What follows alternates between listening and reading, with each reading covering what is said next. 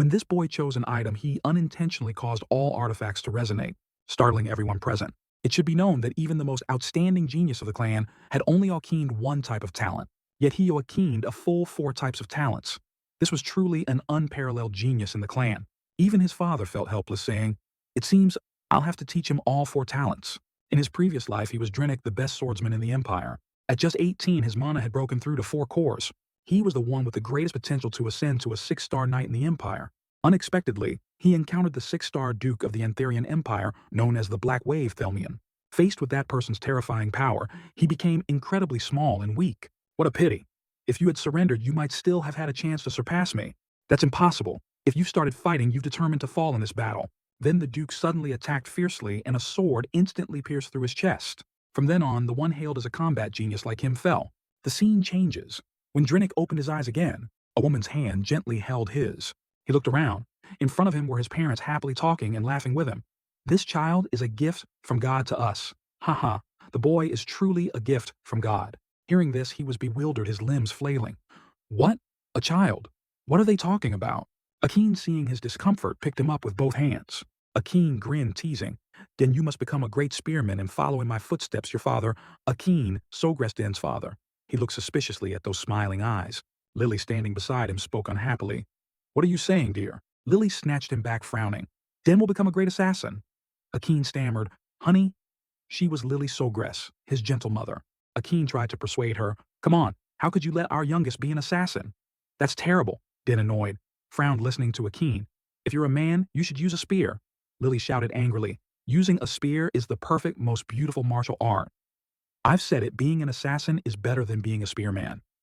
The boy can hide in the shadows to assassinate targets without being noticed. That's cooler. On that magnificent, splendid carriage." "That's right. I thought that was the end of it, but I was reborn, and not only that I was reborn in the Antherian Empire, my enemy. As the son of a Count Akin, sitting in the carriage had to compromise with Lily. All right, let's do this. We'll teach them both." Lily, finding it reasonable, agreed. "Certainly Den will definitely be an assassin. And recently my new parents." Akin continued to coax Den. "Den be a spearman, okay? Spearmen are the best." Lily, holding Den, frowned. "The boy will become an assassin." They were passionately arguing about my future. Surely it was because I was born late that they wanted me to follow their paths even more. The coachman stopped. "Sir, we've arrived." Akin was surprised. "What, we're here already?" Akin turned to remind her. "Now Lily, take my hand." Lily raised an eyebrow. "Ah, what if people in the city see Akin step down from the carriage smiling? I just want to hold my wife's hand." "What's wrong with that?" Akin took Lily's hand. "All right, be careful. Be careful now." Den lay in Lily's arms, witnessing their PDA. It was truly an eyesore. Suddenly, Den opened his eyes wide. Both of them carried Den into a luxurious place. Inside was a magnificent, splendid castle. Lily carried Den through the door where a servant stood respectfully. Lily said, "Oh, my Den seems very happy to be home, doesn't he? Look how happy the little boy is." Den, echoing Lily, laughed and waved his arms and legs. "Right, if this is my home, then it'll be even easier for my talents to spread their wings." At Den's residence 2 months later, from inside the room came the babbling of a baby, a boo-boo-ee-oo-baba.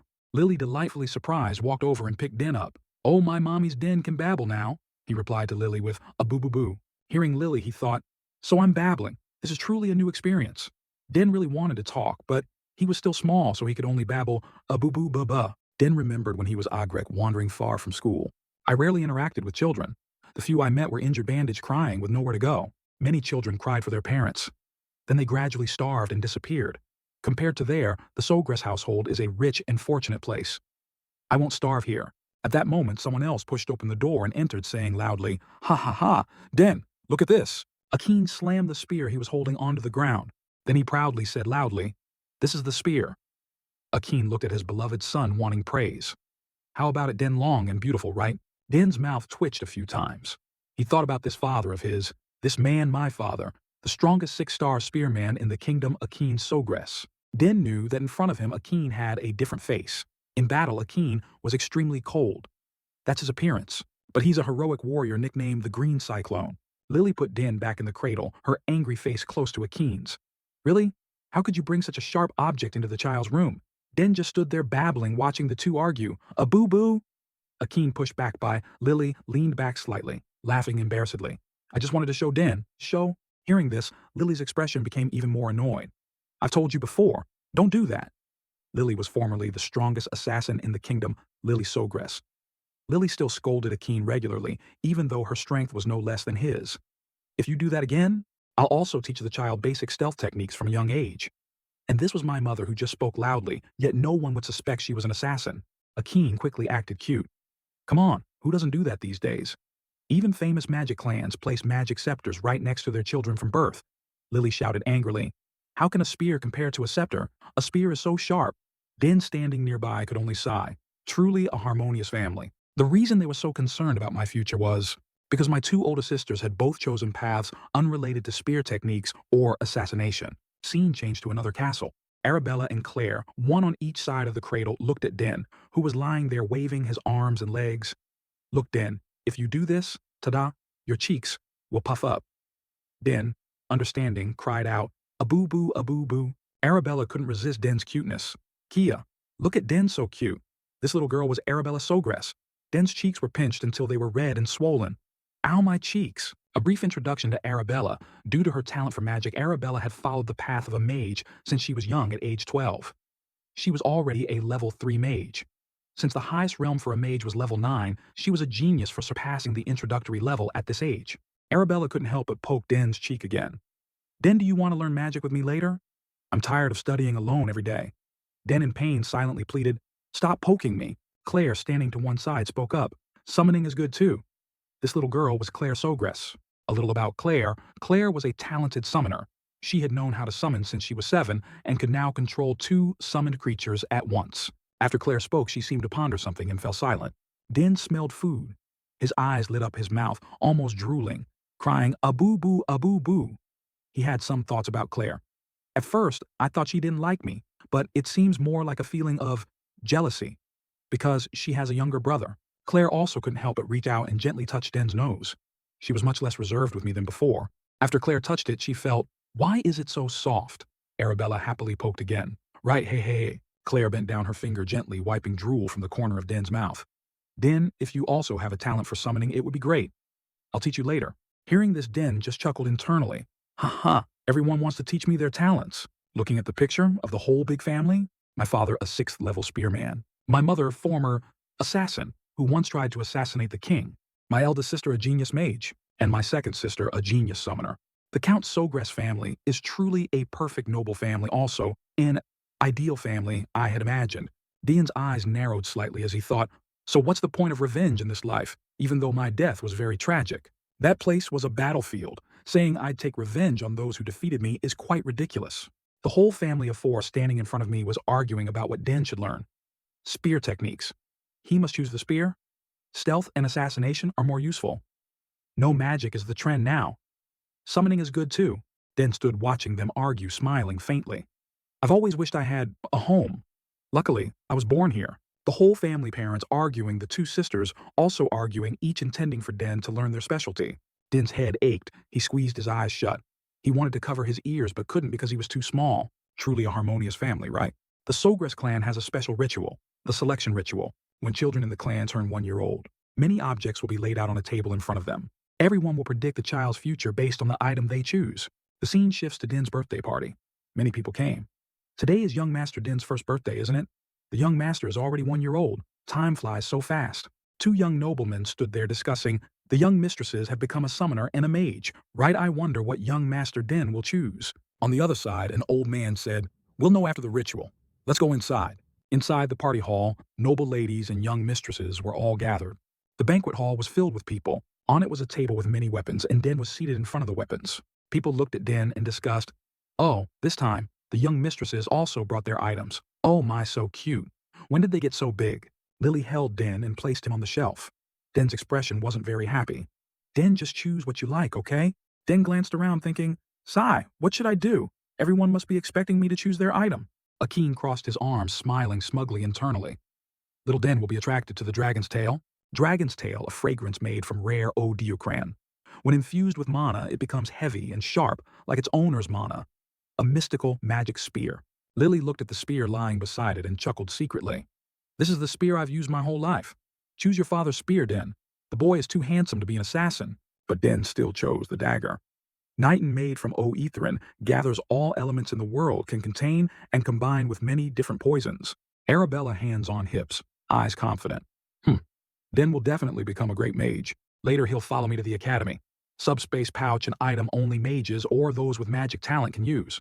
Contrary to Arabella, Claire looked anxious and hopeful. Youngest brother, quickly choose my pouch. If Den knows summoning, I'll take him flying on a dragon's back with me. Summoning seal, the seal of a summoner. Summoners use this seal and receive a pattern according to their talent. They can use it to call forth their summoned creatures. Claire thought, that's my dream, little brother. Den looked at the treasures and weapons on the table, then glanced at the four people's expressions.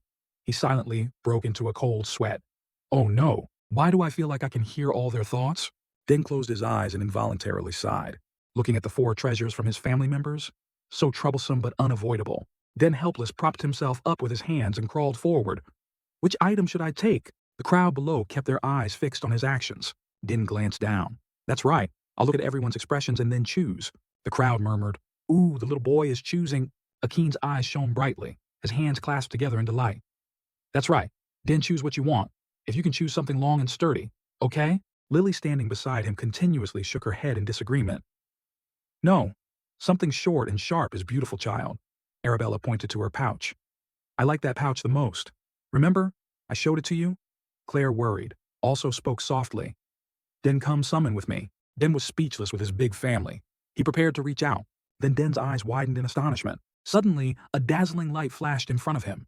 Looking at the four treasures on the table, they also emitted a faint yellow light. Den exclaimed in surprise internally, Huh, what's happening? Wait. Lily turned around worriedly and asked, What's wrong? Akeen shook his head. I don't know either. The two sisters, Arabella and Claire, also approached fearfully. Den, below, the crowd saw this scene and murmured, Did everyone see that all four items reacted? Oh my God, how is that possible?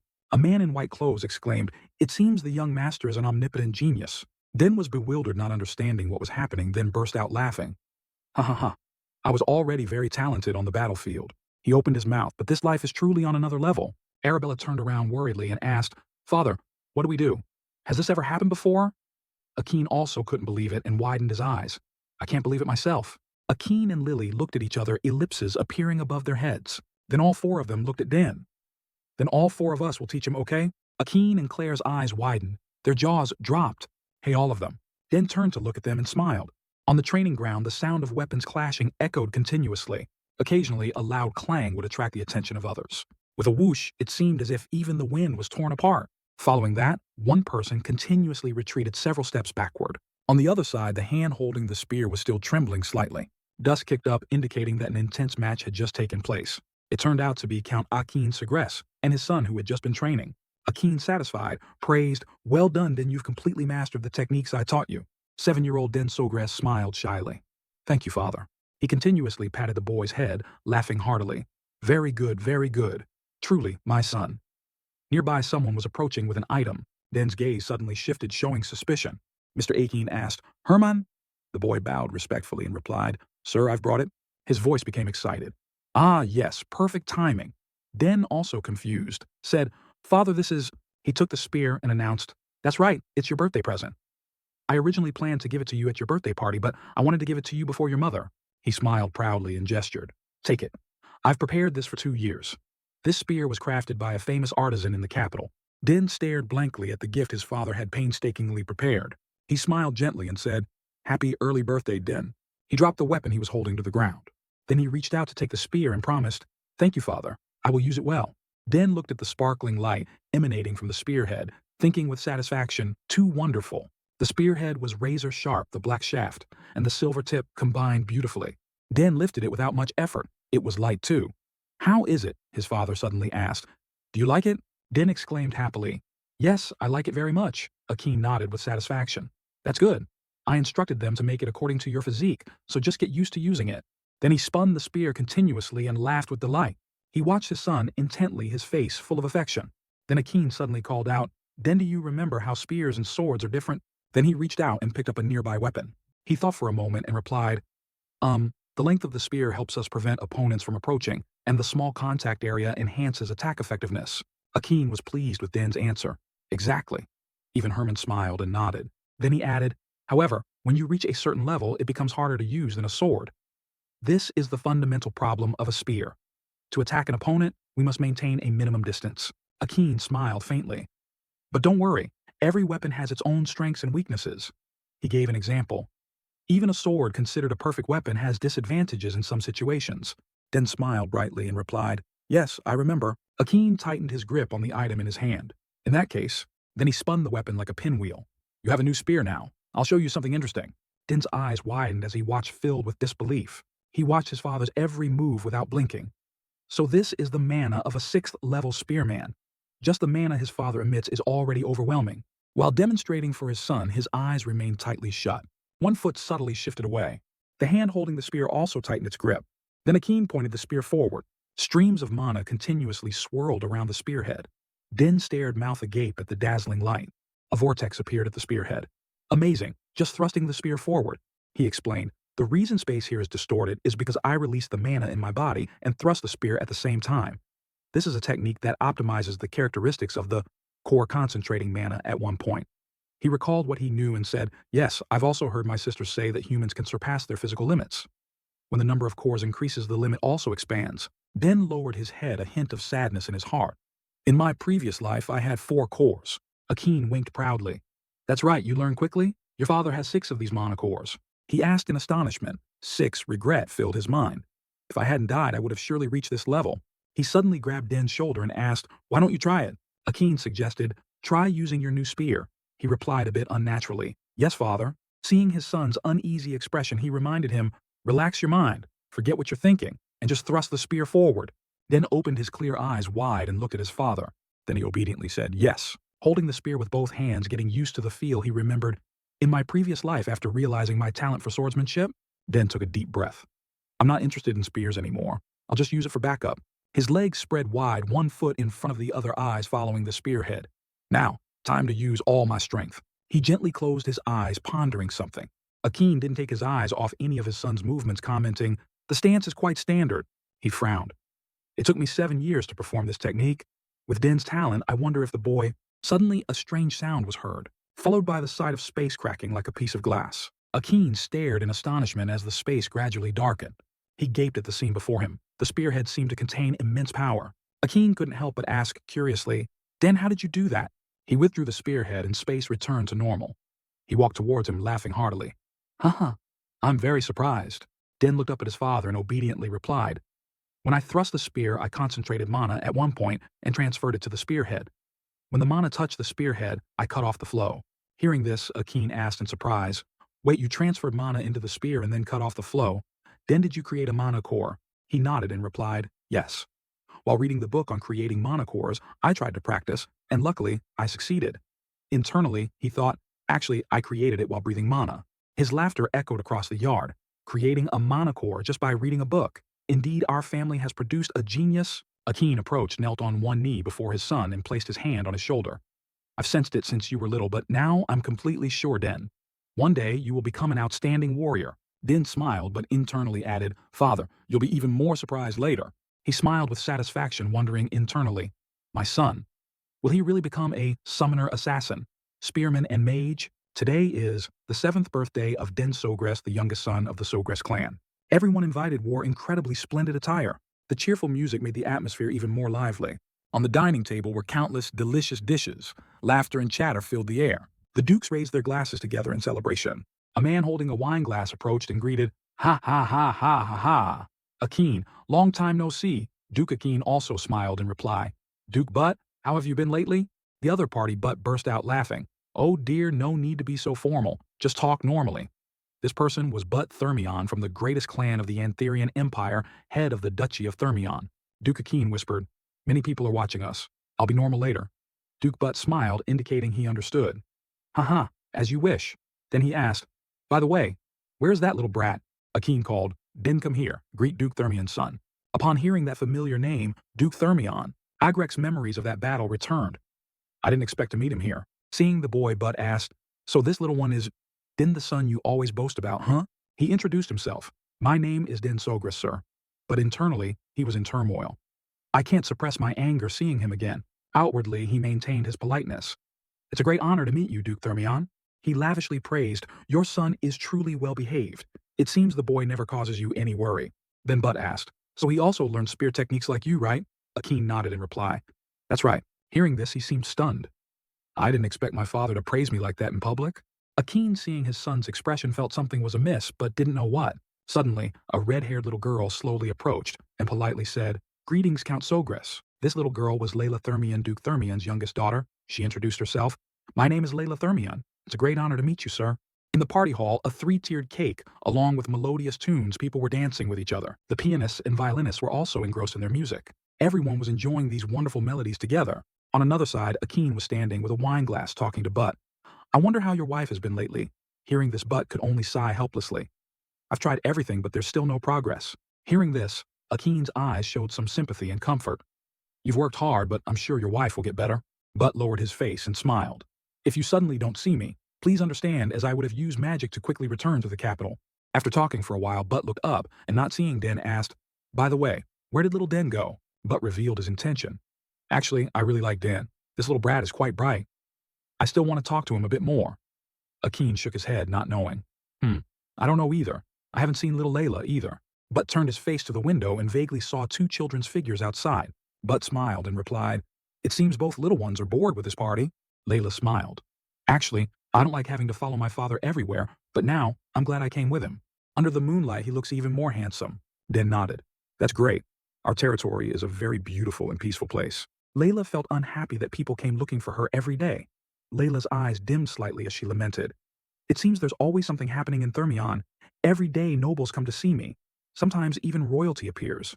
Layla wanted freedom, not to be constrained by such people. Every time I have to go greet them, I hate it so much. I prefer wearing simple clothes and sword fighting. Hearing Layla wanted to sword fight Den was surprised internally. Oh ho, so she uses a sword. Seeing he didn't answer, Layla asked, What about you, Den thought for a moment and replied, I like both places. They're not as bustling as the capital. Den said, But every day I look forward to spear practice. Layla's eyes widened in surprise. A spear. Then, as if remembering something, Layla spoke up. Ah, right. I forgot Count Sogress's nickname is the Green Cyclone, and I've heard my father talk about how talented he is. So you also want to join the academy? Den shook his head. No, I don't practice spears for that reason. Layla asked doubtfully. Why? Layla asked curiously. Isn't it natural to train to join the academy? It's very hard to get in. Den lowered his face slightly, scratching his head shyly.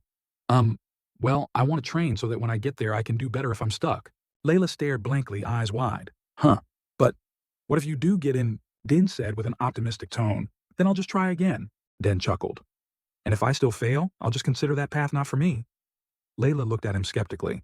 I don't believe you, Layla asked. Aren't you afraid of disappointing your family? Den shook his head. Not really. Hearing him say that, Layla's eyes showed admiration. I'm so jealous my family sees failure as shameful. Oh, forget what I said. Den looked at Layla and sighed internally. I didn't know noble families worried about such things. Then he spoke up. Why do you think that you seem very skilled already? Hearing this, Layla became excited. Really? Then can you see how my swordsmanship is? Suddenly asked by Layla. Den was a bit confused. Your swordsmanship? Layla nodded happily. That's right. Den nodded. All right, but just for a little while. Her eyes shone brightly. When it came to swords, Layla couldn't contain her joy. Great. Where's your training ground? Den chuckled and led her away. Follow me. A little while should be fine, right? Then the two of them went to the training ground. Layla held the sword and swung it, cutting through the air. Her body moved nimbly.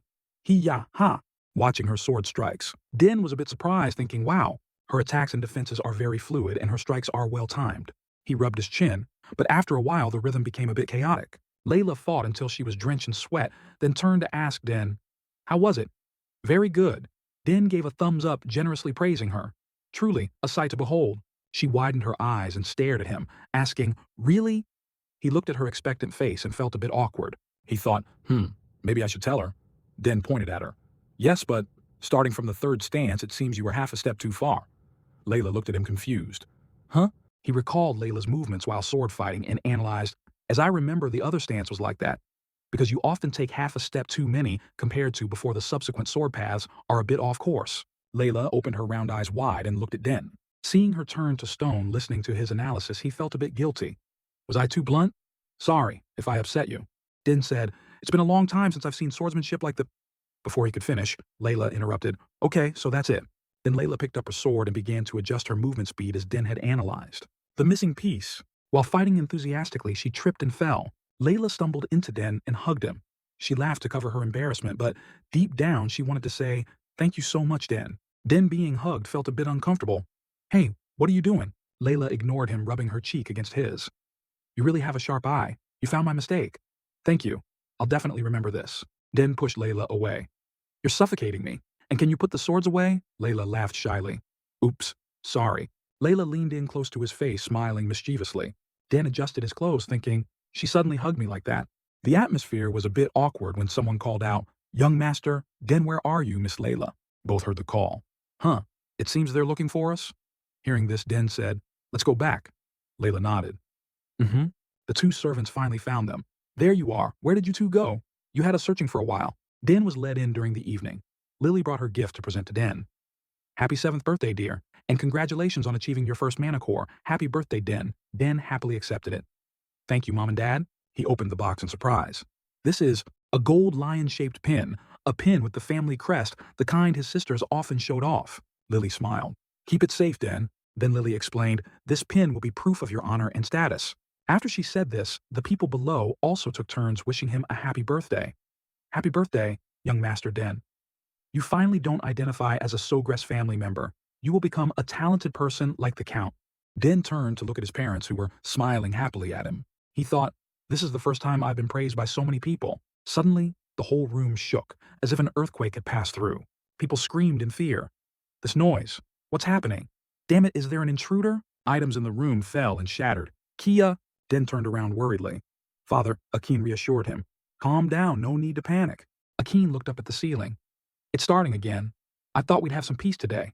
Lily still gently stroked his head and asked, "Can you guess who it is, Den?" Hearing this, Den looked bewildered, not understanding.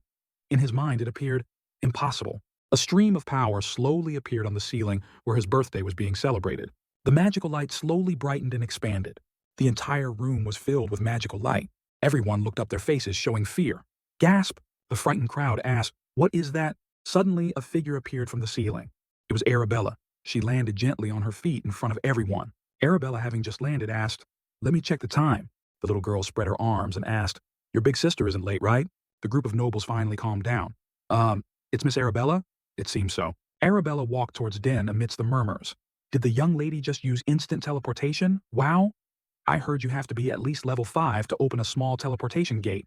Our young lady is truly a genius." Den was speechless with this eldest sister of his. She's still as noisy and ostentatious as ever. Suddenly, everyone looked towards the window up at the sky. There's a monster in the sky. The group of them looked more closely in alarm. "Oh my God, it's a wyvern. This time it's Miss Claire." Claire, riding a giant dragon, appeared before everyone. "I must be too late." Claire jumped down from the dragon's back. As soon as Claire entered, she heard people murmuring, "I heard she's a genius summoner, but to control a wyvern? Isn't she only 16? Claire frowned and approached. Arabella asked, "You're here?" Claire replied reluctantly, "Yes." Then the two of them stepped forward in front of Den. With a lovely smile, they congratulated him. "Den, happy birthday." The two sisters, Claire and Arabella, presented their gifts at the same time. "I wish you a very happy birthday, Den." "Me too, Den." Beaton was silent, a bit embarrassed, then smiled and replied, "Thank you both of you for coming all this way to wish me a happy birthday like this." Arabella smiled and nodded. "Of course we had to come. Now then, open your presents. I'm sure you'll like them." Akin, seeing the two sisters, Arabella and Claire, simultaneously preparing gifts for Den, felt sorry for himself and cried. "Those two only gave me one letter for my birthday, yet they prepared gifts for their youngest brother." Lily stood beside him, covering her mouth and laughing. Den opened Arabella's gift. "Sis, no way is this a subspace pouch?" Arabella happily nodded and explained, "Exactly, I designed it myself. Spatial magic applied at the highest level. My professor and I made it." Den smiled. "Honestly, thank you, sis." He thought, "I know very well how difficult it is to enchant an item with spatial magic." Arabella picked up the ring with spatial magic. "Give me your hand, sis. Let me put it on for you," Den thought. But what's even harder than that is designing an artifact that can withstand that magical enchantment. As Arabella put it on his finger, she said, "Just so you know, I've embedded your genetic code into it, so no one but you can use it. It's a one-of-a-kind item." Looking at the spatial ring with its dazzling blue gem. Seeing Den's silent, Lily leaned down and pointed. "Based on the faint mana wave? That must be a top-grade magic stone inside, right?" Arabella said, "If you infuse a little mana into the ring, it will create a subdimension. That way, you won't have to bother opening and closing your item pouch anymore. Den looked at the ring in astonishment. Such a valuable item. Thank you so much, sis. It's an item that only the wealthy can use on the battlefield, like noble commanders or mages. I never thought I'd get to use something like this. He tried infusing a little mana into the ring. The ring immediately shone. Arabella was astonished. Ah, the ring will also adjust itself as you grow, so, seeing the light not stopping, Akeen's eyes widened. His jaw dropped. Don't tell me. Even Claire frowned. Duke Butt and his son also stared with wide eyes and open mouths. Arabella was unexpected. You opened the subdimension even faster than I did. You're truly a genius, Den. Arabella generously praised her younger brother. You're really amazing. Both of you might already have cores and mana circles. Claire held out her gift box to Den. Den opened my gift too. Den took it and started to open it. Yes, thank you. Inside was a yellow egg with red spots. Den suspiciously picked it up and observed it. Huh? Why is this egg? Claire, seeing Den pick it up thinking it was a normal egg, became worried. It's not just an egg, so you have to be careful. Den still didn't know what it did. Huh? Then what is it? All three family members were also full of question marks. Claire whispered into Den's ear. It's a familiar? I once tried to summon Karen and this thing appeared. I don't know what kind of summoned beast will be born, but I know everyone in this world knows how valuable it is. Den still stared skeptically at the egg. Then it dawned on him. Right, I've heard about it too. A familiar, different from a summoned beast, it's a different entity.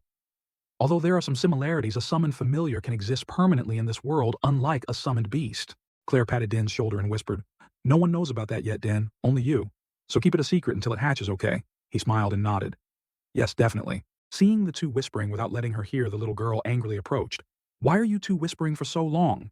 Claire ignored her and continued whispering into Den's ear. I don't even know when it will hatch. Claire continued.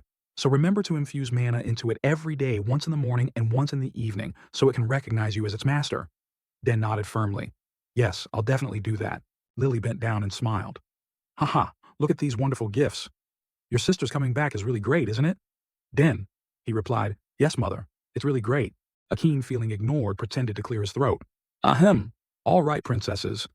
Although I'm very happy you could return, even though you said you couldn't, shouldn't you also greet your parents? Arabella, startled, lamented. Ah, father, how have you been lately? I was too focused on giving Den his gift, so I'm sorry. Saying that, all three of them burst out laughing.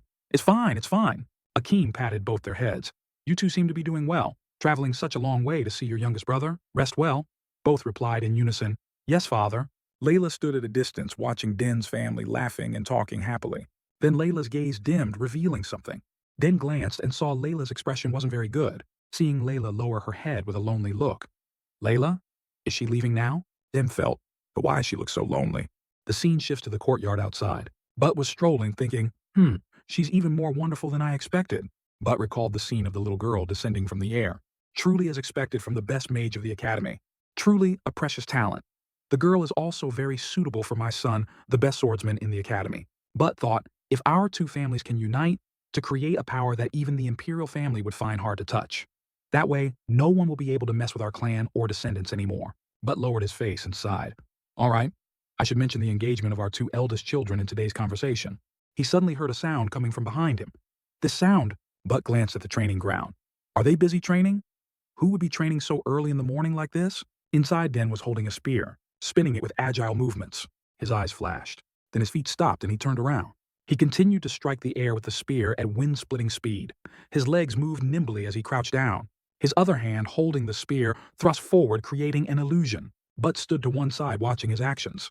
He was a bit astonished internally. Oh, the youngest son of the Sagari's family. Den continued to train unaware. Butt thought, how surprising his movements and concentration are nothing like a 7-year-old's. Looking at Den's strikes, even the simple thrust, they were at a level of mastery that even soldiers who had been through countless battles could learn from. Den suddenly stopped panting.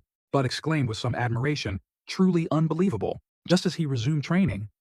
I've heard rumors about him displaying astonishing talents when he was only 1 year old. I thought it was just hearsay, but I didn't expect it to be true.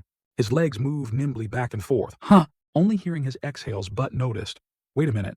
That stance and footwork are also very similar to a swordsman's. Don't tell me he could learn swordsmanship at such a young age. He seemed to have noticed someone and suddenly stopped. He slung the spear over his shoulder. Then he spun around. I don't know who you are, but it's better to come out and sell yourself than to hide in there. Butt, hiding on one side, was also surprised. Damn it, I've been discovered. He glanced behind him and saw Butt emerging. Butt walked while thinking, more importantly, that movement. It's really very familiar. I'm sure I've seen it somewhere before. Butt spoke up. My apologies, Den. Butt said, I didn't intend to spy on you. Den turned and ran over. It's you, sir. Your Grace the Duke. Butt stared at Den, assessing him. He looked into Den's eyes. Just by his gaze, one could tell he wasn't an ordinary child. Den spoke, I, Den Sogras, youngest son of the Sogras family, respectfully greet Duke Butt Thermion. Butt spoke apologetically. I was so engrossed watching the beautiful training of the Sogras rookies this morning that I forgot. Please forgive me, child. Den nodded calmly and replied, I forgive you, sir. Expecting a different answer, he was somewhat stunned, thinking, ho, this kid has guts. His gaze flicked to the hand holding the spear and the small, straight figure. Looking at him now, I just noticed. How can this body not tremble at all after training for so long? When I was his age, I didn't even have a mana core. Thinking this, Butt praised, your thrusts are excellent. You've surely inherited Akin's talent. The spear you're holding. Knowing what he was about to say, Den nodded and replied, that's right. Someone told me my father painstakingly prepared this spear for me. He bowed his head slightly and smiled.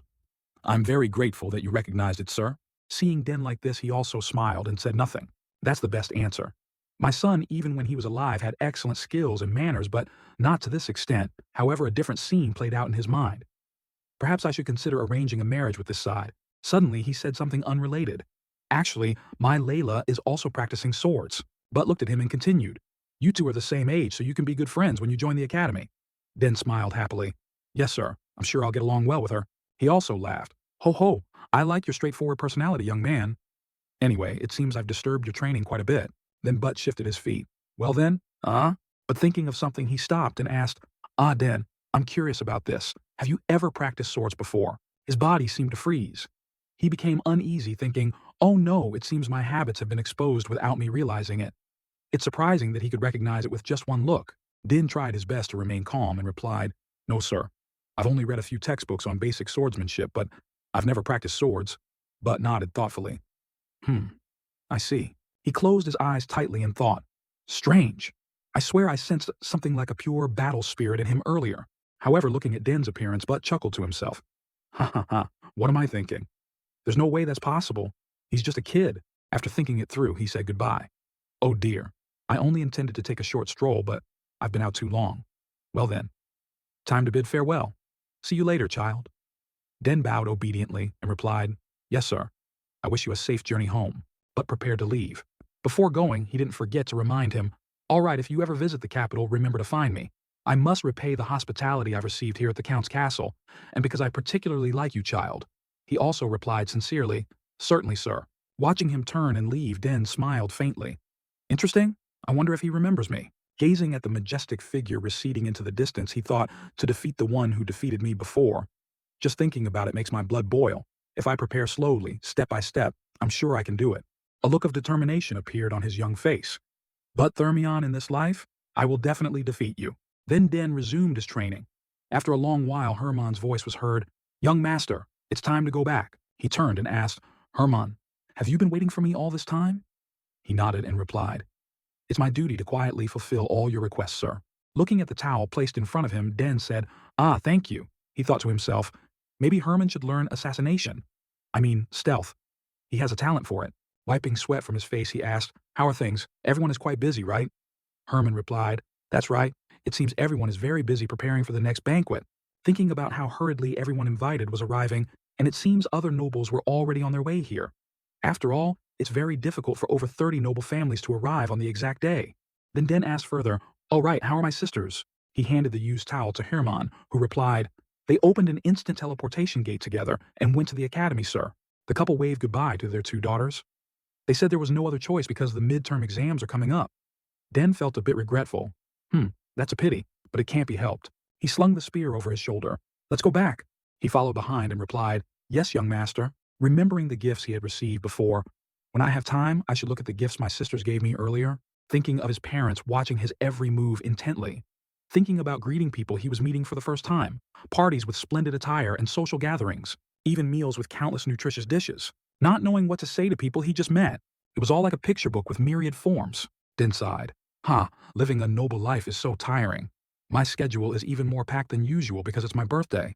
He watched the colorful butterflies fluttering over the flower garden. At least I can find some solace resting in a garden like this. Den looked at the garden and remarked, the gardener tends to this place skillfully. I feel strangely at peace looking at these flowers.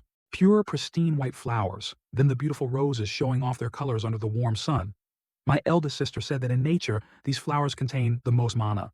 He approached to observe the rose bush. Since I have time, maybe I should analyze the mana of these flowers. Thinking this, Din lowered his head and slowly closed his eyes, petals falling gently in his mind. I've practiced as much as possible, but neither magic nor summoning magic has shown any significant progress. I still don't know for sure which one I should focus on. He opened his eyes, a hint of anxiety on his face. Having too many talents can sometimes be troublesome. Suddenly Dean exclaimed, "The flower's mana! Such a small flower, yet it contains such a large and fierce flow of mana." A bold thought entered his mind. If a person can sense mana in nature and transform it into their own mana, then it will stay within that person's body and become a layer of magic. He lowered his hand. The flow of mana continuously poured into his hands. The mana attraction of this body is terrifying. Din stood up, laughing happily.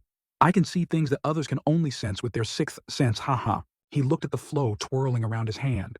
There it is. Before I could only vaguely sense mana, but now I can feel it more clearly. Din clenched his fists, holding onto them tightly. In the air, translucent petals seemed to signal something. Surprise appeared in his emerald eyes. Huh? What just happened? Nearby, two boys were walking and talking. I'm so bored. We just arrived and Dad is already busy talking to other nobles. Dad has left us out. Let's show our faces and then go back to our rooms to rest like last time. The one beside him seemed a bit hesitant. Can we do that, brother? Durgan said as he stepped onto the rosebush. You act like it's our birthday. Who cares? Do you think the young master of the Sawgrass clan would care about something like that? His feet trampled the flowers, causing petals to fall. Both of them vented their anger on the flowers. Damn it, I think we're lost again. Why build such a big garden? I don't know. Din was still standing there, thinking, oblivious to the two brothers' presence. Dina cried out, Brother, there's someone. Over there. Durgan looked. Huh, is that kid lost too? He called out, Hey, you there, that outfit. Are you a servant? Whatever anyone will do. He frowned and turned to look at the one with the arrogant tone. Durgan gestured as if it were natural. Lead us to the exit. Eating the two, trampling the flowers he ran over, shouting, You two get out of there right now.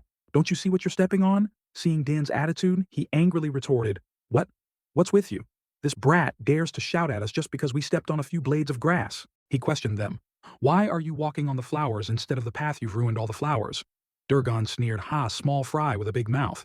He spoke arrogantly. Do you know who I am? Den replied without hesitation. I know. You're the brute who destroyed the flower bed. Durgan raised his hand, ready to fight. What brute who? Do you think you're talking to servant?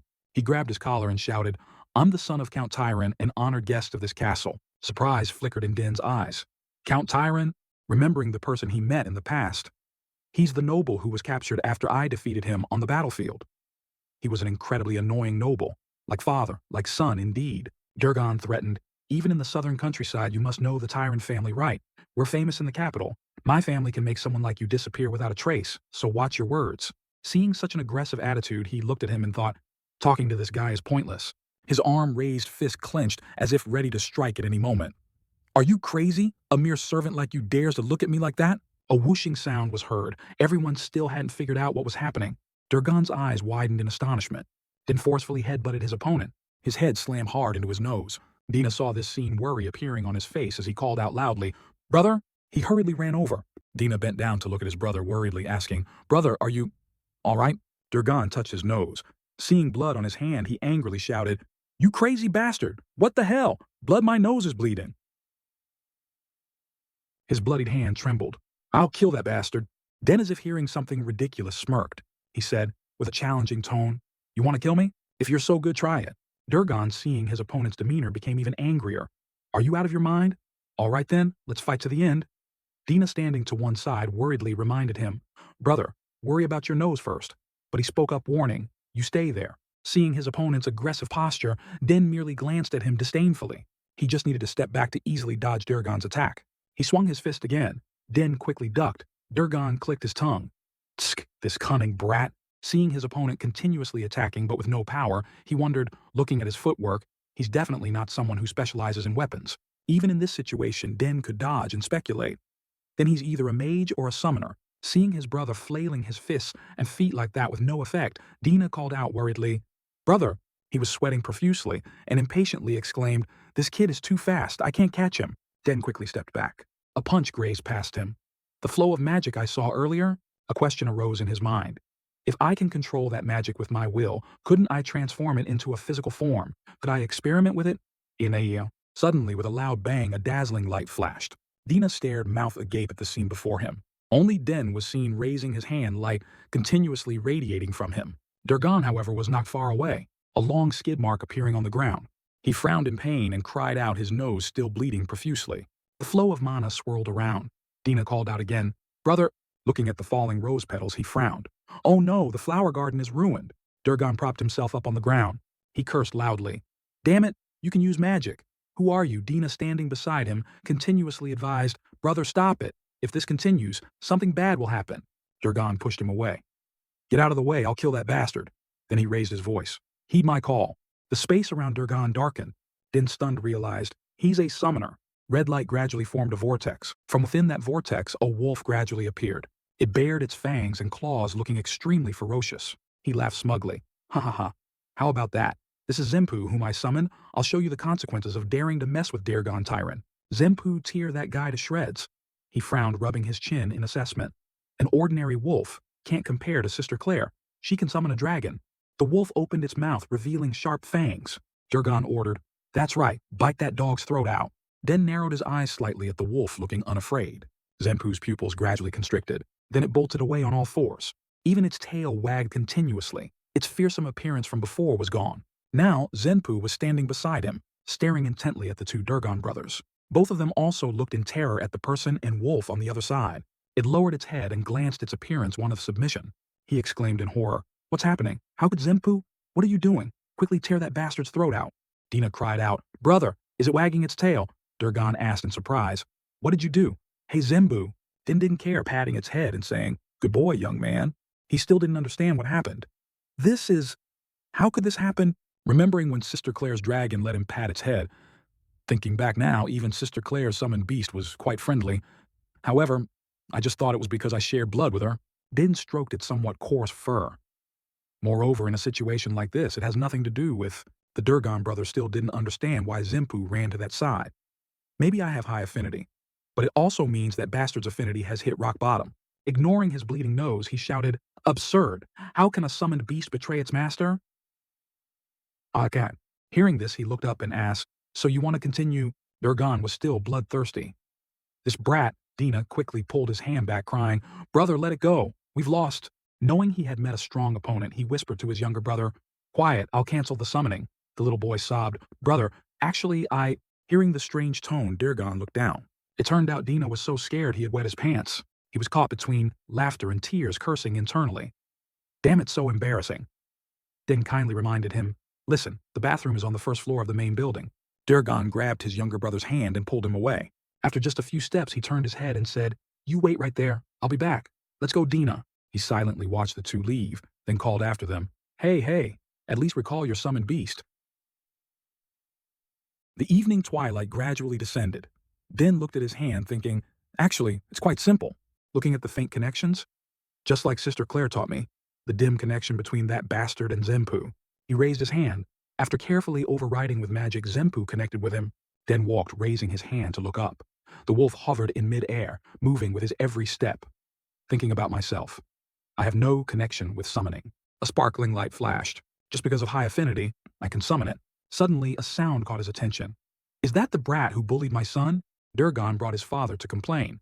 "Yes, it's that bastard." Den, seeing this, sneered internally. "Ha, that fool has made a big deal out of it again." He said angrily, "Not only did he bully me and Dina, but he also broke the connection between me and Zempu." The portly man slowly approached. He introduced himself. "My name is Mogus Tyran. I am the head of the Count Tyran family, one of the great nobles." Then he questioned, "Are you the brat who made my son's face like this and forcibly took his summoned beast?"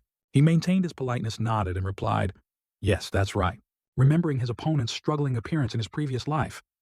"He looks fatter than when I captured him. Peace is really good, isn't it?" Mogus pointed at Den. "As a guest, if possible, I would let it slide, but this is something I can't ignore." He frowned and asked, "Why are you in a place like this alone?" "Quickly state your identity." Knowing he couldn't hide it, he sighed. Then he confidently stated his identity, Din Sogres, youngest son of Akin Sogres, Lord of the South, and head of the Count Sogres family. Both Durgan and Mogas, stunned, exclaimed in unison, "What?" Looking at Din's appearance, they couldn't believe it. "This brat is Din." The two sides stared at each other. Mogas thought to himself. The youngest son of the Sogras family. It seems the tables have turned. His mind started calculating. He was captured by that Agrek. He gained nothing in the battle. I'll turn the situation around so the Count has to take responsibility and use it as an excuse to demand mining rights. Those nobles who look down on me will have to kneel. Mogas cleared his throat and asked, Are you the host of the birthday party, kid? Den nodded again and replied, That's right. Seeing that calm demeanor, he angrily gritted his teeth. Arrogant brat, I didn't come to this remote southern region just to wish you a happy birthday. Mogas gestured towards his son. So what are you going to do about this kid? He feigned righteousness while defending his son's interests. You injured my son, a guest you invited. You even took his summoned beast. This is a crime. Den frowned, his expression darkening slightly as he listened to Mogas ramble on. That's right. Today is your doom, kid. I'll talk to Count Sogras and demand he take responsibility. Let's go. Looking at the slowly falling petals and the trampled roses, he slowly spoke. I understand. But before that, I demand an apology. As if hearing something ridiculous, he frowned and raised his voice. What? An apology? Nonsense. Durgan also chimed in. Damn him, Den explained clearly. That's right. I did hit your son's nose and injure him. But because I was threatened, I only defended myself. And I didn't steal the summoned beast. Zempu willingly followed me. He said with certainty, what Zempu would never do, that father that brat is lying. Mogas stroked his chin thoughtfully. Wait, I heard his second daughter is a genius summoner. That's right. I understand now. Perhaps that girl taught the brat how to sever the connection. He thought himself clever for thinking he understood everything. Even if what the kid said is true, it's still sad when a summoned beast is taken away. You demand an apology. He immediately replied, Yes, that's right. Durgan shouted angrily. Who does this brat think he is acting like that? Den frowned in assessment. So arrogant. Interrupting while adults are talking. Mogas's face hardened as he thought, talking to this brat is such a headache. His voice somewhat calm. All right, I won't scold you anymore. Let's see what Count Sogras says about this. He looked up. Hearing that tone, it seems he's really looking forward to this. Hearing the commotion here, someone was approaching. It turned out to be Akin and Butt. Din's father spoke. Are you looking for me? Din called out, Father. Durgan, seeing who arrived, broke out in a cold sweat of fear. Mogas stammered, Count Sogras. Seeing the person beside Akin, he silently lamented, Not good. Duke Thermion is here too. Knowing he couldn't be confrontational, Durgan explained, My younger brother and I got lost in the garden. Therefore, I wanted to ask your son to guide us. He glanced at him, explaining profusely, then looked at his father, who was listening intently. Truly, my father. Din knew that he cared deeply for his family, but he wasn't the type to be biased. Durgan pointed to his nose. Suddenly he hit my nose, and he kept using that weird technique to mock me. He lied without blinking. So I just summoned my beast to scare him, and he stole my summoned beast. He even attacked me. Akin lowered his head, dejected. He can lie with such a straight face. I really look forward to his future. After letting his son recount everything in a way favorable to him, Mogas finally spoke, Count Sogras. He demanded justice for his son. I only intended to warn the brat, but stealing someone else's summoned beast is wrong. I can't simply let this go. Akin remained calm and said, We can't just hear one side of the story. He spoke reasonably. I want to hear Din's story. Then I'll assess the whole situation and draw a conclusion, right? As if to ensure further transparency. He gestured towards Butt. If you're worried about my decision, I'll ask Duke Thermion for his opinion. Butt nodded in agreement. If you need me, then let's decide it that way. Hearing this, Mogas could only remain stubbornly silent. But internally, he was cursing. Damn it, Thermion. Interfering will only complicate things. I have a bad feeling about this, Akin called out. Den explained. Den pressed his lips together silently, thinking, well, just explaining how everything happened should be enough. He showed everyone the footprints and the roses lying on the ground. Although it's a bit different from what really happened. Then Den raised his voice. However, the rose garden that we painstakingly cultivated, he arbitrarily trampled on. Then he added, the one who got angry and grabbed another's collar, that was him. Afraid that his actions would be exposed, Durgan sweated and stammered, lies since when? While his father gaped, not knowing what to say. Akin urged, continue Den? Den frowned slightly and recounted, furthermore, I heard very clearly when he summoned Jempu, he ordered it to kill me. Hearing him speak, and I didn't steal his summoned beast either. His summoned beast ran over and recognized my kindness. But thought, what 7-year-old child could speak like that? Den affirmed firmly, I have never stolen his summoned beast. Mogat suddenly yelled, nonsense! He looked disbelieving. How could someone who isn't a summoner acquire a summoned beast? The kid must have used some secret skill. He retorted, no, I achieved an innate rapport with the summoned beast. A summoned beast not loyal to its master would accept someone like me as its new master. Mogat sneered. How humorous. Akin asked seriously, is that really feasible? Den nodded. Yes, that's right. He burst out laughing. Haha. He doesn't want us to believe that, does he? Two completely different stories if that's the case. But then spoke up. They should prove it with the summoned beast. Both Mogat and his son showed worried expressions. The Duke was intervening. Akin placed his hand on his son's shoulder and asked, Den, can you prove it? He nodded. Yes, father. Durgan silently looked at his father, who also glanced at his son. He pursed his lips tightly, sweat pouring out like a stream. His heart was anxious. What should I do? I can't summon Yempu. Seeing his son silent, Mogat urged, Durgan, what's wrong? Hurry and summon it. He hesitated. Father, about this. Knowing he couldn't hide it, Durgan said, I can't. His father angrily retorted, why suddenly can't you summon something you've summoned several times a day? Den pursed his lips and smiled. I've severed the link. Of course he can't summon it. He spoke up. Father, I will summon it. To do that, it seems I need the symbol he possesses. Hearing this, he asked in amazement, What did you say? My symbol? I can't believe you want my symbol? What nonsense are you spouting? Even if you use the unique symbol of another summoner, it won't work.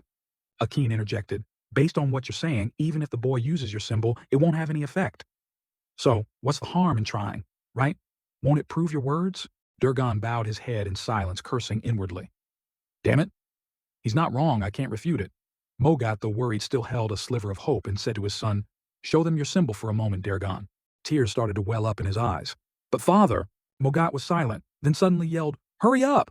After that, his symbol was handed to Den. He took it and held it tightly in his hand. Because a summoning symbol with a unique code is engraved by the summoner. No one else can use it. However, the Gempu that Durgan summoned is enveloped by my magic power. The summoning symbol is merely a medium. Gempu has already bonded with me. Den closed his eyes in silence, streams of magic power coiling around his body. Finally, Gempu appeared. It bowed its head for him to pet. Indeed, Gempu will respond to my call. Then it even stuck out its tongue and licked his cheek as if to curry favor. Both Akin and Butt were astonished to see this. Durgan was stunned and exclaimed, Father, how could my Gempu? Mogat's tone was also incredulous. Impossible. Butt asked in admiration, Amazing you said the boy never learned spear techniques. Akin replied, That's right. I'm not sure what led to this. Den gently stroked Gempu's head and said, Sorry for summoning you just for this and thank you for appearing. Mogat then realized that everything was beyond his control. He sighed inwardly. Damn it, this has turned into a disaster. Akin spoke up. What should we do now? We have confirmed the boy's summoned beast. Then he asked Mogat, Do you admit it? It seems Den was right. He replied in a low voice, It seems we misunderstood about the summoned beast being stolen. Mogat laughed awkwardly. My son had no intention of killing Den, right, Durgan? Den's blue eyes narrowed slightly as he heard Durgan say, Yes, I just wanted to scare him a little. I never intended to kill him. Mogat nudged his son's shoulder. See, the boy didn't mean that. Akin glanced, though he didn't say it aloud. He knew this father and son were trying to downplay the situation. Den clenched his fists in anger. This bastard just keeps making things up as he goes. Suddenly a voice rang out. That's not right. The group turned their gazes to where the sound originated. He also saw the other person, a look of astonishment on his face. Seeing the little girl approaching Den, wondered doubtfully, Layla, seeing his daughter Butt, asked, Layla, what are you doing here? The little girl obediently replied, I heard father's voice as I was passing by. Greetings to you both, Count Sogris and Count Tyron. Mogat said awkwardly, Ah, yes. He thought to himself, Is this kid the Duke's daughter? Akin got straight to the point. Anyway, what do you mean? Is he lying? Layla explained, Actually, I accidentally overheard their conversation during my walk earlier. Durgan was stunned. What? The girl heard everything? Akin said gently. Is that true, Layla? Would you mind telling us everything you heard? The little girl nodded and replied, What happened was? After that, Layla recounted everything she knew. Den saw this and thought to himself, I didn't expect this, but thanks to her, everything went smoothly. After learning the whole story, Mogat yelled at his son, Durgan, what are you still standing there for? Hurry up and apologize. He hesitated and spoke. I'm sorry. I was wrong. Akin shook his head. I want you to save that apology for my son, not for me. Mogat also stammered, I understand. I was also planning to make him do that. Then he nudged his son's shoulder. Durgan, hurry up. Knowing it was unavoidable, even though he didn't want to, Durgan still had to approach Den. He hesitated and said, Well, then he fell silent again, not knowing how to begin. Den frowned at him while Durgan struggled to force out each word. Sorry, Den? Layla saw this and wondered, just bowing his head to admit guilt because there's no other choice with a third-party witness. Is he truly apologizing? I really don't want to accept this. Mr. Akin was silent, seemingly sharing the little girl's sentiments. Den silently stared at him, thinking to himself, but based on my experience, instead of being stubborn, it would be more beneficial if I showed magnanimity here. Therefore, he opened his mouth. All right, I accept your apology. Durgan didn't expect things to go so smoothly. He said happily, thank you. While Mogat sighed in relief. That was a close call. Butt crossed his arms and thought to himself, I knew he was special. He could have stubbornly refused since the fault clearly lay with the other party. Akin spoke up to conclude, you two can stop arguing here. Anyway, Din has already accepted the apology. As for me personally, I have no intention of letting this incident slide. He glanced sternly. You intended to assassinate my son with a summoned beast. Mogat hurriedly waved his hand. Count Sogres, that's not... Akin cut him off. I don't want to hear any more excuses from you. Count Tyron, take your family and leave this castle. He frowned and gaped, thinking, what you mean? I came all this way without complaining. If I'm kicked out now, everything will be for naught. I need to stay in this castle at all costs. Having thought it through, he hurriedly stepped forward. Mogat grabbed Akin's arm and pleaded, Count, please forgive us. Ah, I'll do whatever you ask, just this once. But in response, he received a cold flick of the hand. Akin bluntly refused, I need nothing from you. I will soon send soldiers to your room. Then he turned and left. Let's go, your grace. Butt silently closed his eyes and nodded. Let's go, Layla. As Din walked, he glanced back, his eyes seeming to say, serves you right. Seeing Mogat scolding his son, he thought to himself, they were the ones who caused trouble, so it's simply reaping what they sowed. Anyway, I didn't expect. In the quiet darkness, Din realized his father could be so fearsome when angry. Butt asked as they walked, is that really true? You took it down with one mana bullet. He nodded. Yes, that's right. He frowned and continued, spear skills, summoning, and now even magic. How astonishing has history ever seen someone so talented? Akin couldn't hide his pride and replied, with a laugh, indeed it is so. I am truly immensely proud to have such an outstanding child. Layla also gaped in astonishment and turned to ask, really? People chattered excitedly. Talent is one thing, but the boy is really calm, isn't he? Usually when children fight, they get upset and stubbornly try to get the upper hand, but Din isn't like that. Hearing Butt's admiration, I have no doubt that your son will become a distinguished man. Akin stroked his son's head and smiled. It's still too early to say anything for sure. We'll have to wait until the lad grows up to know. Layla looked up as she heard the adults praising her. Today's incident was resolved smoothly thanks to Layla. If you hadn't been a witness, things might have gone in a completely different direction. Butt felt a bit awkward. Oh, he's seeing Layla's good side, is he? If that's the case, then he went with the flow. The girl simply recounted what really happened. If there's nothing else, then why don't we discuss the marriage of these two? Akin heard this and thought to himself, don't tell me he wants Dan to marry his daughter. Then he looked at the sky and changed the subject. Oh dear, the sun has set. It's almost time for the feast. Akin hurriedly rushed off. I'll go ahead to prepare. Butt called after him. Count Sogres. He turned to instruct his daughter, Layla, just take your time heading back with Dan. Then he immediately chased after Lord Akin. Let's talk for a moment. The little girl blushed as she watched the two, one running and one chasing noisily for quite a distance. Layla sighed. I couldn't stop, father. Then she wondered, anyway, why did the summoned beast ignore its summoner and listen to you instead? Layla said slowly. I've seen many duels between famous summoners in the capital, but I've never seen anything like this. Den replied, I'm not sure either. It just is. The little girl pouted. You're hiding something, aren't you? It's so unfair. I helped you. You know? He glanced puzzled. What's unfair? I helped you too. Didn't I? Didn't I help you with matters related to swordsmanship? Den stroked his chin, recalling that incident. Layla blushed, remembering how overjoyed she had been, and had hugged Den tightly. Now that you mention it, that's true, isn't it? He nodded. Ah, well, it's true she helped me a lot this time. So let's consider it one favor for another, and in the future, we can continue to help each other. Layla quickly seized the opportunity, her face full of excitement. Well, that's a great idea. I want to use it right away. Den thought to himself, she's really impatient. I wonder what she wants to ask. He asked curiously, so what do you want to ask? Thinking about those bright spots people often talked about, the little girl made a request. Teach me how to use mana bullets. Den asked in surprise. What? Why do you want to learn? That, Layla said enthusiastically. Of course it's because I want to become better. I want to have at least 2 mana cores before entering the academy. Den felt puzzled. She's still so young, why the hurry? She sincerely shared her reason. I want to become good at studying and make my mother happy. You see, my mother loves me very much. She will surely be very happy if I become really good even more quickly. He understood. That's right. I heard the adults talking about this. Countess Thormian is seriously ill. Den pursed his lips in silence for a moment, then opened his mouth. All right, if that's the case, then I can't refuse you, Layla exclaimed happily. Really, truly. Then let's start tomorrow. I'll stay here until then. Or, do you want to start right away tonight? He didn't feel bothered at all and replied, all right, either way is fine. Mana bullets won't be difficult once you understand the flow of magic. The little girl's eyes sparkled, her voice also filled with joy. I'm so excited, Den. it's your turn? What's your request? Den frowned slightly, thinking carefully. In the darkness, his voice trailed off. What I want, huh? Scene changed to the banquet hall. Everyone is enjoying themselves together.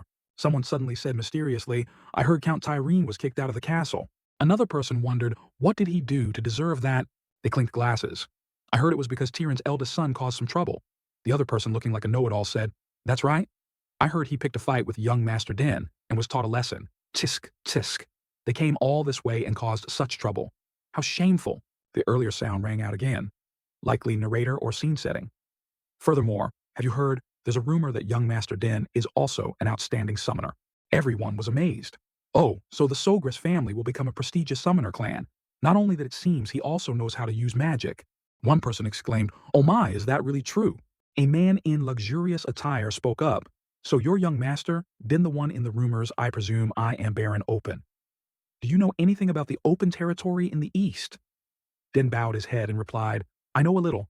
I've heard that place is famous for its grilled salmon and sapphires. Open was pleased with the answer and laughed heartily. Ha, ha, what a bright young man. That's right, the salmon and sapphires of the Open family are the finest on this continent. He nudged his daughter's shoulder. I hear you're very talented in many fields. It seems that's true, isn't it? Anyway, I brought my daughter here. I almost introduced her too late. Here, Sylvia, come and say hello. A small foot in blue doll-like shoes slowly stepped forward. He was surprised. What? Why so suddenly? A little girl with blue hair, also in blue attire, introduced herself. Hello, my name is Sylvia. It's a pleasure to meet you. Den was flustered. Ah, yes, I'm Den. Suddenly, Sylvia moved a little closer. The little girl covered her mouth mysteriously and asked, Are you the one who will inherit the Sogris house in the future? He hesitated. What, I don't know about that. Sylvia took both of Den's hands. Don't play dumb. I hear you're very talented in many fields, aren't you? Please look after me. Anyway, it's very possible we'll become family in the future.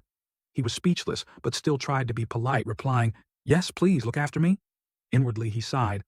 Why are kids these days so straightforward? Seeing the two holding hands intimately, Layla's eyes widened as she spoke. Den, you're here? Den called out doubtfully, Layla. Sylvia frowned in surprise. Lady Layla. The two let go of each other's hands. Layla's face darkened as she asked, Who is this girl? Den didn't know how to explain. She is... Sylvia introduced herself again. A pleasure to meet you, your ladyship. I am the eldest daughter of Baron Open Sylvia Open. Layla frowned. Oh, is that so? It's nice to meet you. Seeing the two little girls smiling, but the atmosphere becoming extremely awkward, Den had a headache. Ugh, this familiar killing intent? Remembering how Arabella and Claire were like this before he could only draw one conclusion, girls are terrifying. Layla suddenly grabbed Den's hand. Excuse me, I'm borrowing Den for a moment. The little girl looked at him and said sternly, We had an appointment, right, Den? Den was dazed, but then understood and spoke up. You're right. Sorry, Sylvia. Let's talk later. Sylvia could only force a smile. Yeah, too bad, I guess. The two quickly left. Layla walked away, fuming. You're saying he's a bad person, aren't you? The little girl's expression darkened. The Duke's beloved daughter, who holds power over 10,000 people second only to the Emperor. How dare she try to snatch him away? Layla glanced back at Sylvia, who was still standing alone, annoyed.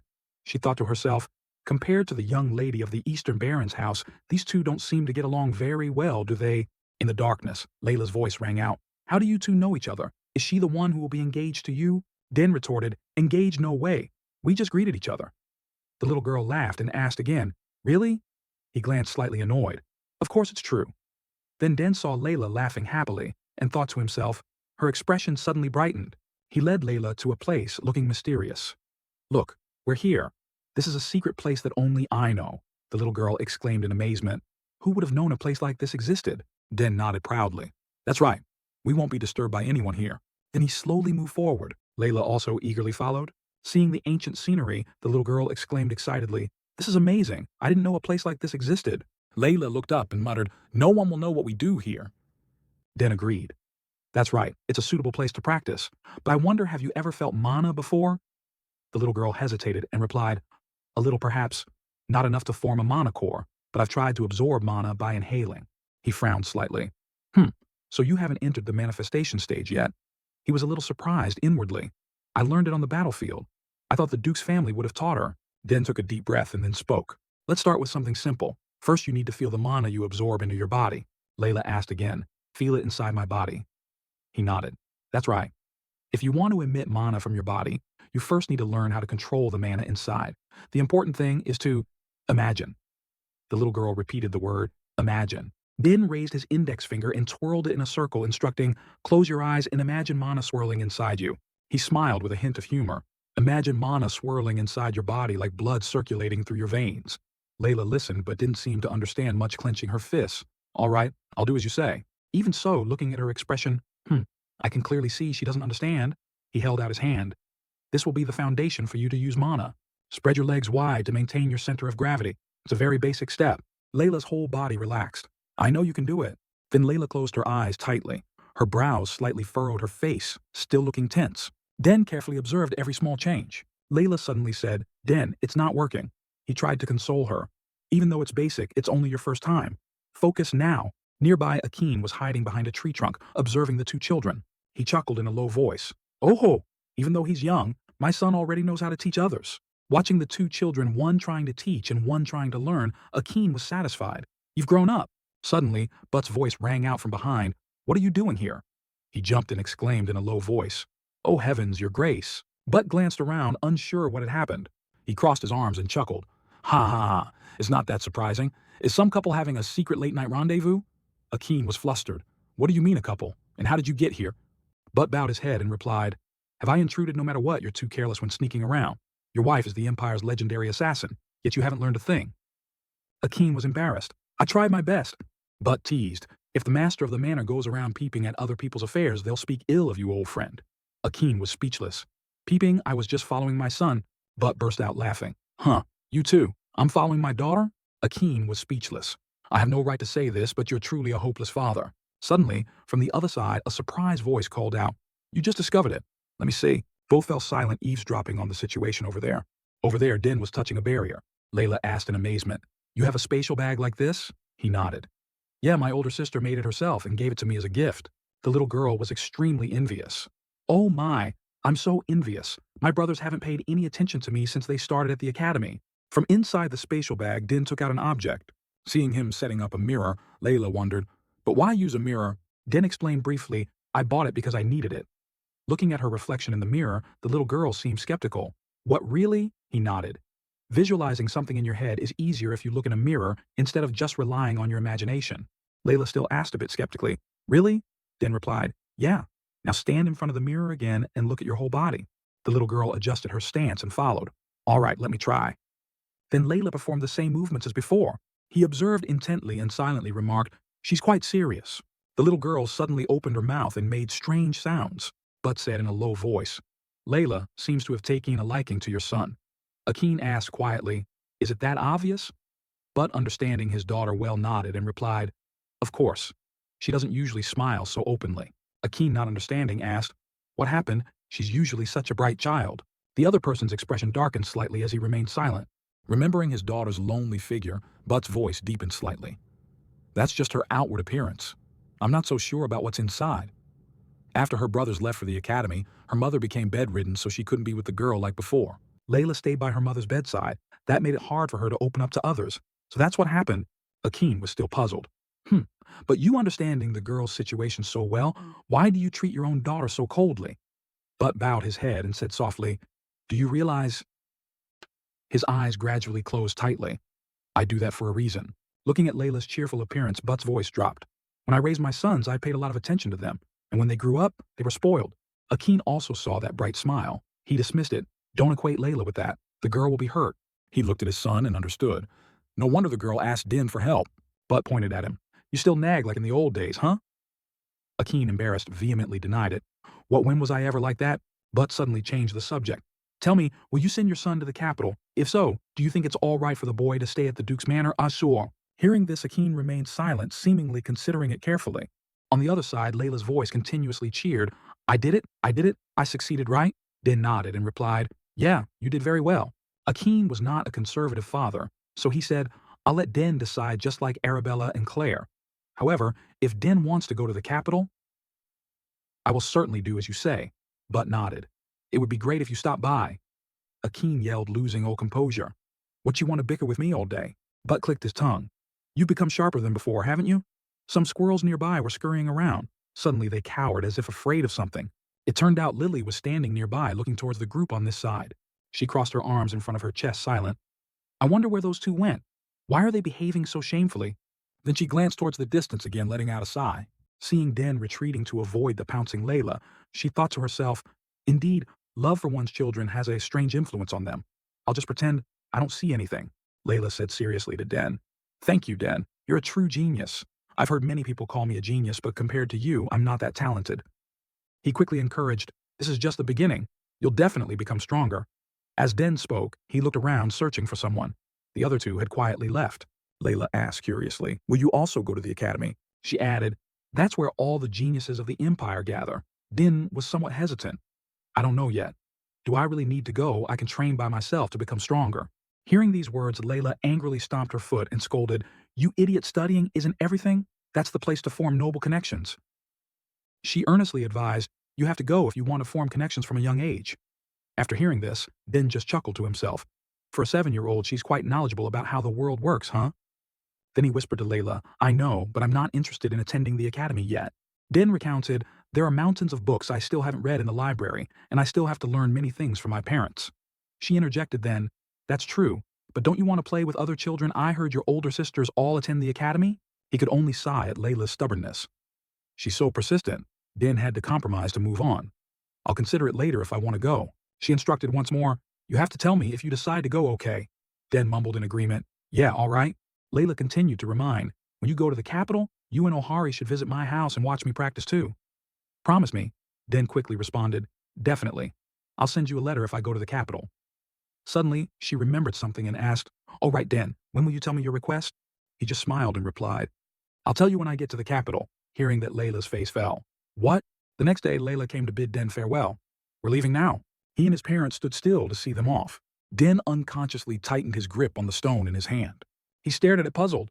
Then Den looked up and asked, but, what is this? He immediately replied, it's a birthday gift for you. I hope you like it. He examined it for a moment and thought to himself, it looks very expensive. But quickly explained, this Medin, the symbol of our Thorman house, is vengeance, the sword, and the blacksmith. The history of the Thorman house begins with our ancestor, a blacksmith. He recounted bit by bit. Thanks to him, our family has the best forge in the empire. No, it must be the best forge on the entire continent. All weapons created by the Thormian house have led the empire. All were made in its forge. After hearing that, Den chuckled softly. Yeah, I know. He had some recollections of his past life. There were all kinds of ores and all kinds of weapons and mystical artifacts forged on the continent. But further suggested to Den, if you go to the forge and show them that symbol, they will make you a weapon to your liking. This symbol is used to identify people of honor and skill. Akin saw this and exclaimed in alarm, oh my, what a precious gift. Isn't that something even royalty desires? But said nothing, just gently stroked Den's head. He gently instructed him, grow up well and help your father. Den obediently replied, thank you for the gift, your grace. After saying their goodbyes, Layla waved farewell to him. Lily sat down and asked Den, are you sad to part with the little girl? He replied sadly, yes, very sad. She is my first friend. She immediately consoled him, when you go to the capital, you'll see her again. Then Lily humorously advised him, become even more handsome and give the girl a shock. In fact, Den was silently wishing Layla well. Yeah, I can't stay here forever either. I'll see you again when I visit the capital. Take care, Layla. The carriage quietly rolled away. Bud sat in the carriage lost in thought. How strange. He closed his eyes and reminisced. Every time I see Den, I'm reminded of that boy. In Butt's mind, the image of a young man with a tragic and heroic beauty on the battlefield appeared. The warrior named Agric, with the talent of a third-rank warrior at such a young age, if he were still alive, he regretfully thought to himself, then perhaps he would have become a 6th-ranked knight of the Drenic Empire by now. The carriage was smoothly rolling along. Butt looked up at the sky and thought, then I want to see you grow up very soon. Time passed very quickly. In a flash, a few days had gone by. Den carefully observed the egg while muttering, I feed it Mana every morning and every night. Is it still too early for the egg to hatch? He stared at it expectantly, a familiar mysterious egg. Den also began to speculate. Even if one isn't a summoner, if you feed Mana to your own marked egg as its master, before it hatches, they can permanently control a summoned creature that can usually only be used temporarily. My mana quality clearly needs to be compatible. There might be many complex conditions still unmet. He reached out and continued to channel Mana into the egg. I've heard there are eggs that never hatch, because the hatching conditions are never met. I hope that's not the reason for this one. Den closed his eyes and focused his power again. Even if I change the flow and strength of the mana, there's still no reaction. He held the egg in his arms. It very quickly absorbed all of Den's mana and then emitted a dazzling light. Then he placed it back in the box and consoled himself, Wanting to succeed in one go, I was too greedy. Just then, Herman called from outside. "Young master, are you finished?" Den quickly replied, "Ah, it's Herman. I'm coming." Suddenly, he heard an unusual noise from behind again. Den immediately went to check again. "I just heard something." Herman also eagerly opened the door and asked, "Young master, what was that sound I just heard?" He picked up the egg and said, "Wait for me a moment. Let me check the egg first." After handling it for a while, Den was disappointed and forced a smile. "I don't see anything different. Was I mistaking a false alarm?" Herman approached and wondered, "Did the egg react?" He shook his head in denial. "No, it was probably just my imagination. Let's go." On the training ground, Den was moving as swift as lightning. He wielded the sword skillfully, executing agile strikes. Den swung his sword, creating sharp slashes. After a series of agile movements, he finally stopped. Den landed firmly on the ground on his slender legs. Herman stood to one side, continuously clapping and praising, "Wonderful young master. When did you practice swordsmanship?" He immediately explained, "I just wanted to swing it around for a bit." He kept flattering, "Indeed, a genius. You also have a talent for wielding a sword." Den was also very excited and smiled. "Learning to use a new weapon is really fun. I haven't been able to hold a sword for so long because father kept watching too closely. Luckily, my skills haven't dulled." Herman quickly brought out a tray of pastries and said, "Please have a light snack first, then we'll continue." He obediently agreed, "All right, thank you." After that, Den put aside his training and enjoyed the pastries. "Training here is also good, huh?" Elsewhere, Akeen was standing by a window sighing to himself. "It's tiring like this every year, but we've gained much from the last feast." He pondered with a serious face. "I can ascertain that many nobles are focusing their attention on the south. Most of them want to build good relations with us." Akeen shrewdly understood that since the war ended, the south with its favorable climate holds many things the nobility covets. Perhaps their interest is already quite clear. Then he sighed for the second time that day. But that interest still can't compare to the amount of attention Den receives. Akeen recalled the earlier events. The conflict with Count Tyron's eldest son was unexpected, but the boy calmly and clearly explained the situation in front of the adults. He was a bit worried by Den's premature maturity, even confidently displaying his talent. "The boy is too mature. Sometimes I wish the boy could act a bit more childishly appropriate for his age. I guess that's just my wish, though." Akeen looked at the clock and forced himself not to overthink. "It's almost time." He turned his gaze back. Akeen thought to himself, "Dragon's tail. Today, let the boy try swinging it." Akeen carried Dragon's tail and stepped into the training ground. He had just looked up when he was stunned and gaped at the sight before him. It turned out Akeen saw Den practicing swordsmanship skillfully and with great agility. Swordsmanship. He couldn't believe his eyes looking at his son. Why is Den using a sword instead of a spear? Akeen frowned doubtfully. Then he suddenly remembered, that's right, that old Duke must have said something to the boy. Otherwise, why would the boy be here practicing swordsmanship after spending all that time practicing the spear? Den, unaware, continued to swing his sword. He agilely slashed, creating sharp lines. Akeen seemed quite pleased and proud to see this. However, it seems the boy is also quite experienced with the sword, isn't he? He observed a bit more and remarked to himself, "The strength the boy is displaying is something that even some who have practiced swordsmanship their whole lives cannot imitate." Akeen noticed Den's eyes were very resolute, unlike other children his age. He stood to one side, quietly watching, and wondered, when did the boy learn this? However, one thing was certain, the boy also had a talent for swordsmanship. After Den finished practicing, Akeen approached and spoke, "Den, I've been watching you for a while. When did you learn swordsmanship?" Being asked, he was a bit flustered. "I'm exposed. Perhaps it's best to tell father the truth." Thinking so, Den quickly replied, "I didn't really learn it." Hearing that his father paused. "Is that so? So it's truly talent?"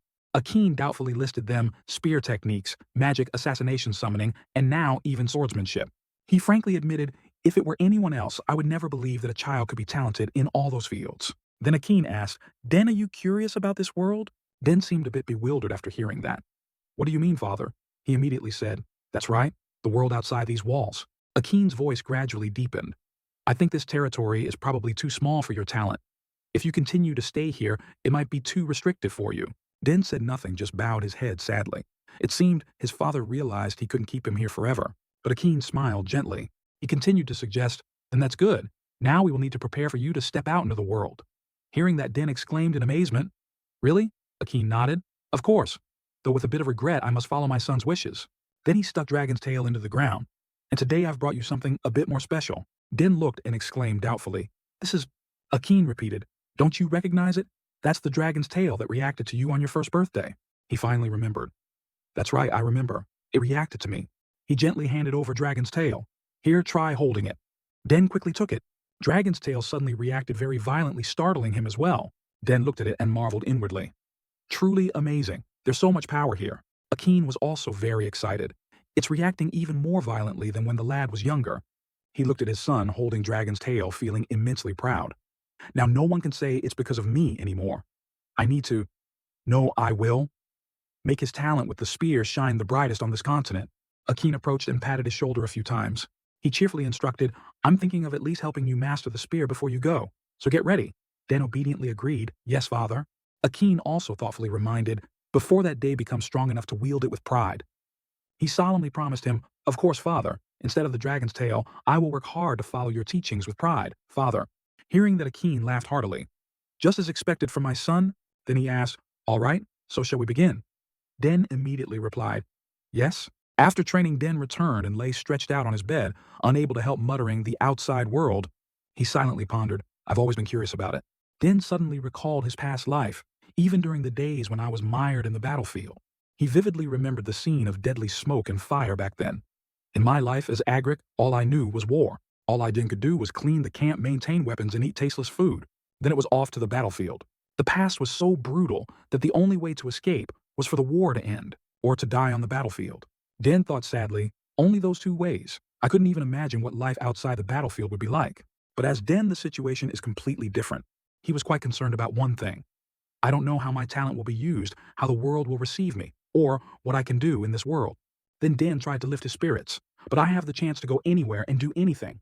He understood the value of being alive and cherished the peace of this life. In another moment, I just wanted to stay and enjoy the warmth of this place. But thanks to Father's question, my thoughts have changed. Den smiled faintly. It seemed he had made up his mind. All right, time to step outside. Suddenly, a familiar voice rang out. So you've made your decision, son. Den startled and sat bolt upright. Mother, he asked in alarm. Mother, when did you come in? Lily smiled gently and said, don't worry. So you were so deep in thought you didn't even hear me knocking? Den awkwardly scratched his chin. Ah, is that so? She slowly leaned down and said, that's right. I heard from your father that you'd be lost in thought. So are you curious about the world outside our territory? He lowered his face slightly and replied, yes. Father said it would be a waste of my talent if I just stayed here. And after thinking for a while, I'm also curious about the outside world. I'm sorry, Mother. Lily looked at her understanding child and felt a slight pang in her heart. She hugged Den and consoled him.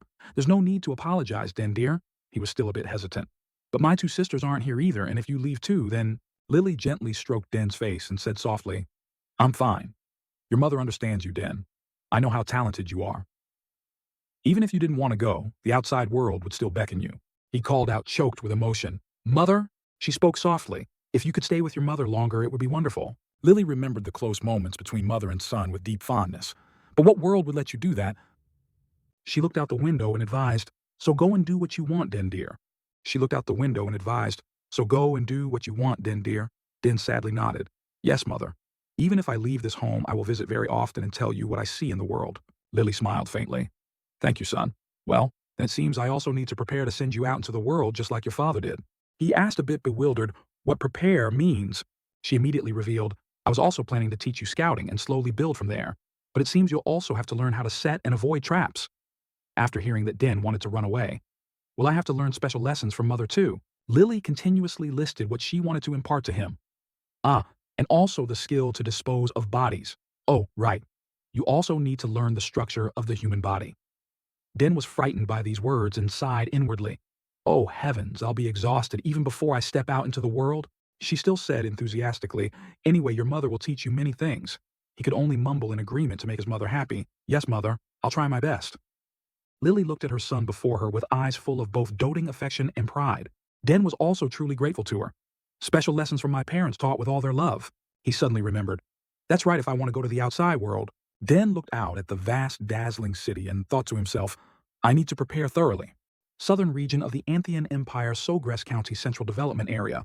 Tall buildings stand close together with a warm climate and abundant natural resources. This place has become a key region of the Anthian Empire, ensuring they wouldn't be depleted during the war. On the streets, people come and go, bustlingly. Akin was saying something to his servant. And thanks to the rule of Count Sogres, this land is always peaceful and prosperous. Akin smiled contentedly and nodded at them. And when the war ended, the remaining remnants of rebellion were also captured. Many people went out to live their daily lives. They were old and young, big and small. Finally, the era of peace felt as if it would last forever. It has returned.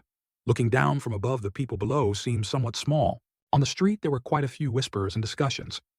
Have you heard the rumor I heard young Master Dim visited several shops? Someone asked in surprise. Really? The other replied, it's true. He came to buy something. It seems the shop owner's daughter fainted that day. The brown-haired girl walking on the street looked excited. Oh my God. Turns out the rumor was true. The orange-haired girl beside her laughed and continued. I heard he gets more handsome every day. I wish I could see his face just once. It seems he doesn't have a sweetheart yet. Should I give it a try? The brown-haired girl jumped and looked up sharply. What are you crazy? Seeing the orange-haired girl's flushed face drooling with desire, she kindly reminded her. Wake up from your dream. He's only 14 years old. The orange-haired girl turned to her and said, well, from what I've heard, he doesn't seem like a 14-year-old at all. The brown-haired girl was surprised. Is that so? The orange-haired girl replied, mm-hmm. I heard he's already as tall as the Count. The brown-haired girl exclaimed in admiration. Wow! Could it be because the Countess is also tall? Superior genes really make a difference. The orange-haired girl thought of Din's sturdy back, her eyes shining. She spoke up. Surely, looking at him, you'd think he's 20 years old. The orange-haired girl excitedly described Din. Platinum blonde hair, blue eyes too. My heart will stop beating when I see him. The brown-haired girl laughed and said, next time he comes, I definitely have to go see. I wonder when he'll go out again. The orange-haired girl replied, it seems he often visits that shop. The brown-haired girl seemed to remember something. Ah, that's right now that you mention it. The forest ranger told me this. The orange-haired girl's voice echoed on the street. Really? Then it'll be easier to meet the forest ranger first and then go there.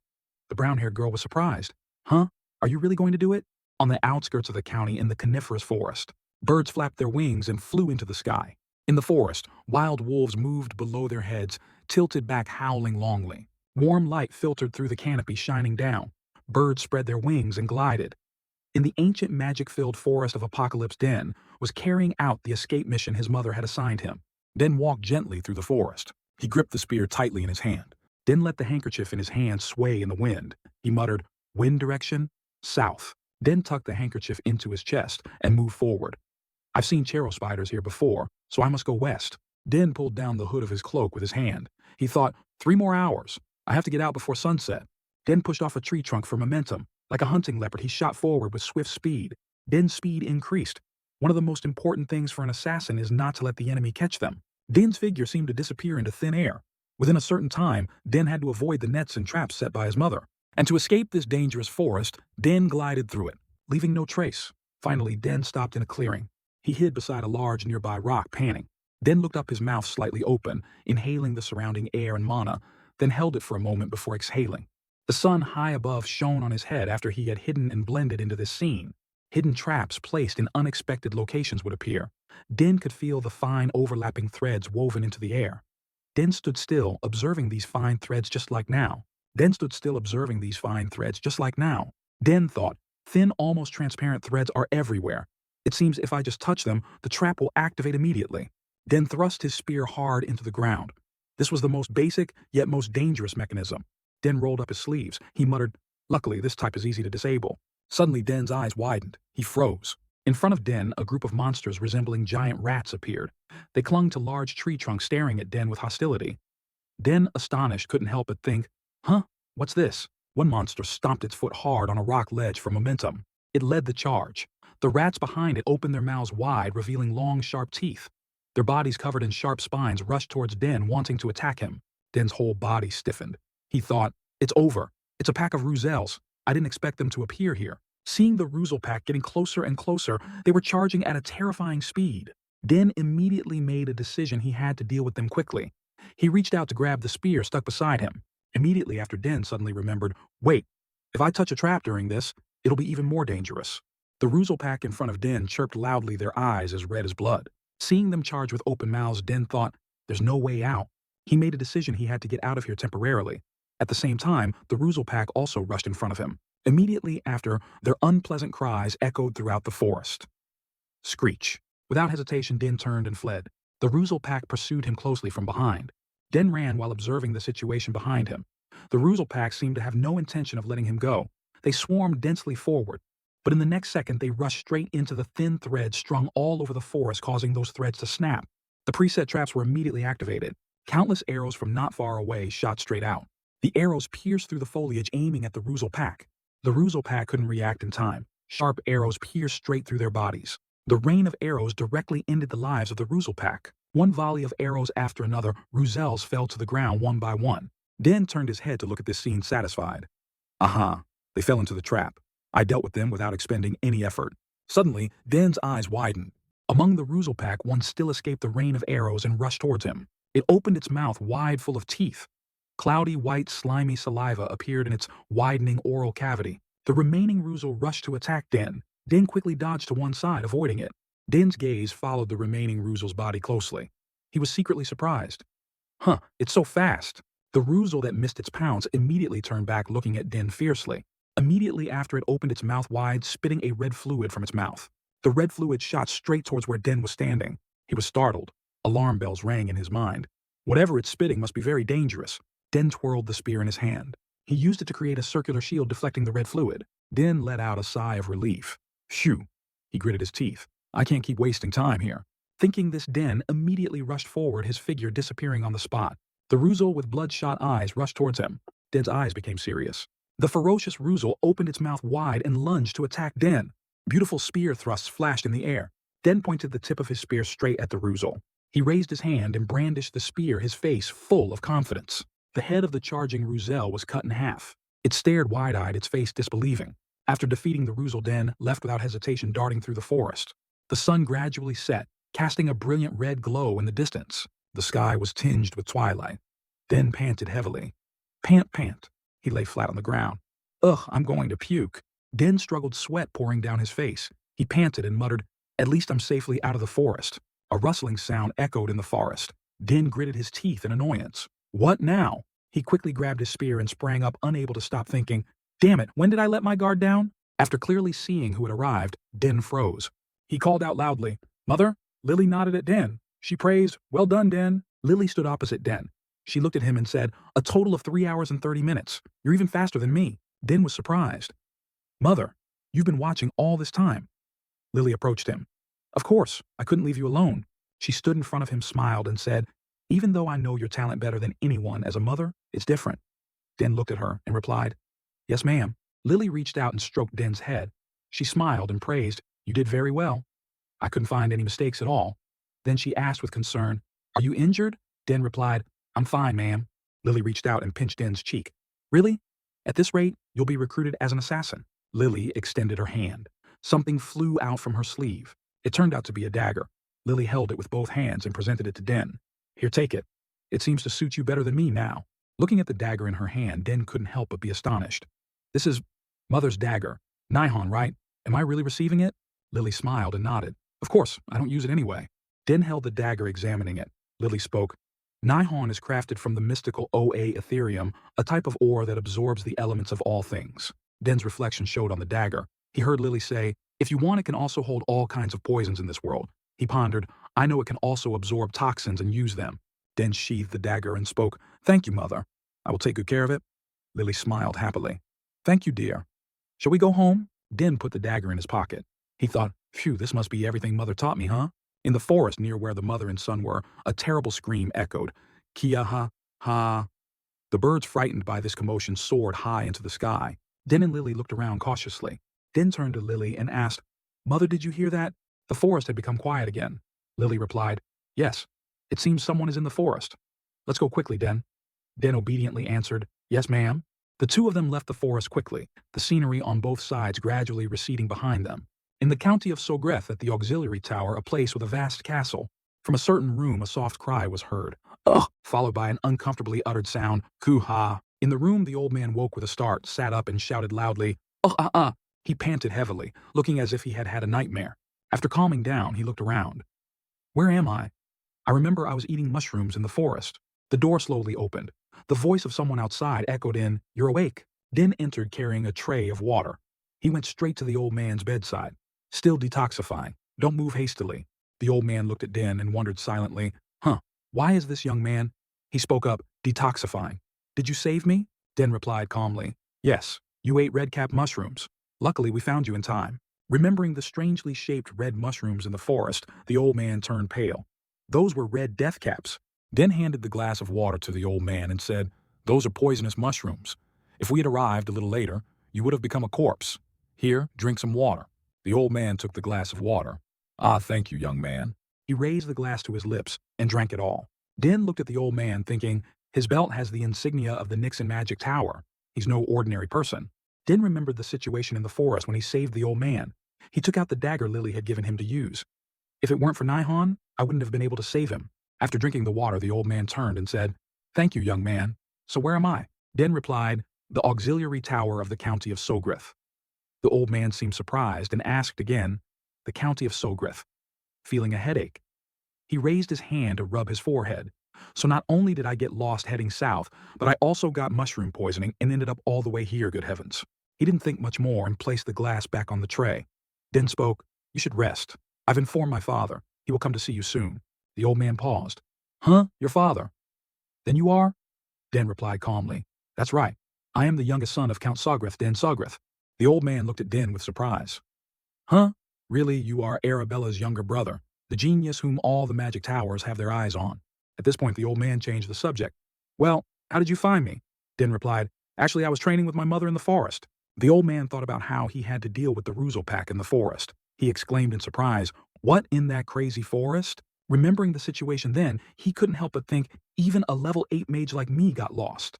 The mana flow reversed while I was chanting, and my whole body collapsed. He asked again, somewhat disbelievingly, Really? The whole forest carries ancient mana, and there are traps everywhere. Din smiled calmly. That's right. That forest is our family's property. It's an extremely dangerous place for outsiders. Besides, because the mana flow there is different from what modern mages usually use, it's best for mages not to come here. You also fell into critical danger because you ate poisonous mushrooms. The old man's expression fell. Is that so? So I was about to die there. Suddenly, as if thinking of something, he stared wide-eyed at Din.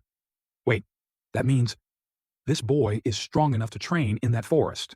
Thinking this unsure, he turned to ask Din, Are you also the one who concocted the antidote? Din replied calmly, Yes. Looking at Din smiling confidently in front of him, the old man thought, He looks like he's just in his teens. Yet, he managed to concoct an antidote that requires such broad knowledge and precise preparation skills. He was somewhat disbelieving. Ha ha ha, how can such a family exist in this world? Thinking of Din's 2 sisters and Din himself, besides the 2 genius daughters, even the youngest son. His mind wandered to other things.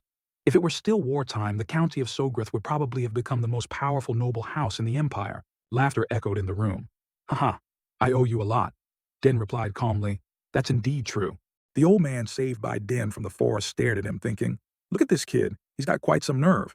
He spoke up. Ahem, I should repay those debts. Finishing his words, he raised his hand to stroke his beard, saying proudly, But first, allow me to introduce myself. I am Sidrain Gauss. Not long ago, I was the master of the Nixon Magic Tower. Whatever you want, just tell me. Because I have everything in this world except for the things I don't have. He was indeed the former master of the Nixon Magic Tower, Sidrain Gauss. Din thought to himself, He must be talking about a subspace. He smiled and spoke politely. Ah, is that really so? Then distracted, he thought of something else. Many mages can live without a house by putting everything into a subspace. Sidrain Gauss froze. He stared at Din in surprise, his face disbelieving as he thought, What's this? I said I'm the master of a magic tower?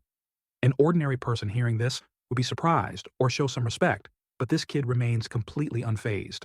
Thinking this, Sidrain Gauss flusteredly waved his hands and feet. You'll never get another chance like this in your life. No need to be modest. Just tell me what you want. Din lowered his eyes, seemingly thinking seriously. Sidrain Gauss beamed with a satisfied smile. Din spoke, I will take some time to think about what I want, and then I will tell you. This answer made Sidrain Gauss so angry he gritted his teeth. He felt indignant. Doesn't care at all. What kind of kid is this? Din held the tray firmly and turned around. Then you should rest well. As he spoke, he walked towards the door. Sidrain Gauss's room door slammed shut. Sidrain Gauss sat on the bed, his face gloomy. He felt as if a flock of crows had flown over his head. Sidrain Gauss rubbed his head and chuckled foolishly. He felt unaccustomed to it. He's the first person to treat me like this. Sidrain Gauss looked out the window.